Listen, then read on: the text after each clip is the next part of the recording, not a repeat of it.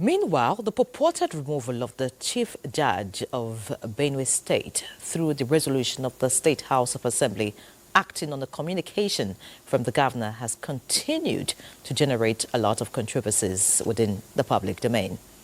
It's in the light of this that Daily Atumbi over Judiciary Desk takes a look at the seeming constitutional issue, which has long been settled by judicial precedents.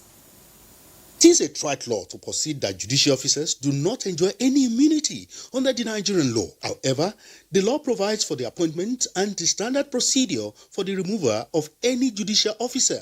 An isolated reading of Section 292 of the Constitution of the Federal Republic of Nigeria 1999 as amended may on the surface empower the National Assembly and the State Houses of Assembly to pass a resolution for the removal of a judicial officer. Thank you, Mr. By the 23 members who raised their hand, and the next person in line should be sworn in immediately. Thank you.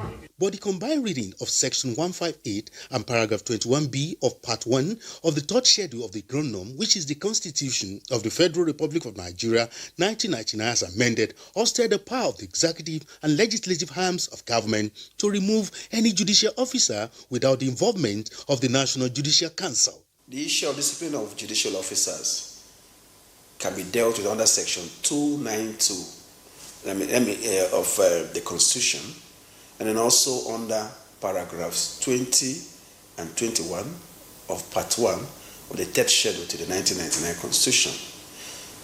And in all these cases, the NJC must be involved. The discipline of judicial officers commences with a complaint to the National Judicial Council, which is part of the federal bodies created under Section 153 of the Constitution. This has also been settled by the Supreme Court's verdict in Elelu Abib versus the Attorney General of the Federation. And it becomes laughable when a body like a House of Assembly proposes to rely on the same Section 292 of the Constitution to purport to pass a resolution for the removal of a chief judge, arguing that he remains a judge. The above very basic requirements of the Constitution were not followed, and since the NBA seeks to promote the rule of law, we find it deeply troubling and unable to accept this absurdity. Going by the law as it is, the Constitution has donated this discipline of judicial officers to the National Judicial Council. This is to ensure the independence of the judiciary. This has equally been settled in several decided cases. Nigeria as a country that practices constitutional democracy,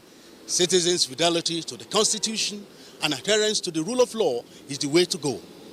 In Abuja, Daily Atumbi, NTA News.